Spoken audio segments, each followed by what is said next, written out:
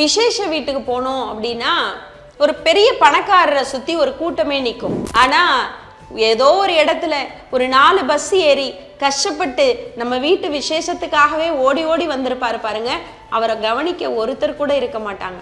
நம்ம வாழ்க்கையில நம்ம பண்ற பெரிய தப்பு என்ன தெரியுமா? இந்த உலகத்துல பணம் இருந்தா அவங்க பின்னாடி ஓடுறதும், பணம் இருக்கிறவங்க பணம் இருக்கு அதனால நம்ம பின்னாடி எல்லாரும் வந்து நிப்பாங்கன்னு நினைக்கிறதும் எவ்வளவு பெரிய முட்டாள்தனம் தெரியுமா? இந்த உலகத்தினுடைய ஆகச்சிறந்த எதிர்பார்ப்பு என்ன தெரியுமா? நாம இறந்த பின்னாடி நம்முடைய பிணத்தை தூக்கி கொண்டு மூக்கை பொத்தி கொள்ளாமல் நம்மை தூக்கி கொண்டு கடைசியில நமக்காக கண்ணீர் விடுகிற ஒரே ஒரு இதயம் இருந்தா வாழ்க்கை அழகானது. கார்ல வந்து நிற்கிறவர்கள் அப்படி இருப்பார்களா என்பது எனக்கு தெரியவில்லை. ஆனால் எத்தனையோ இடர்பாடுகளை தேடி நம்மை தேடி ஓடி வந்த பெரியப்பா தான் இன்றைக்கும் ஒவ்வொரு வீட்டினுடைய இறுதி சடங்கிலும் எல்லாம் முடிந்தும் கடைசி வரைக்கும் நம்மோடு கூட இருக்கிறார்.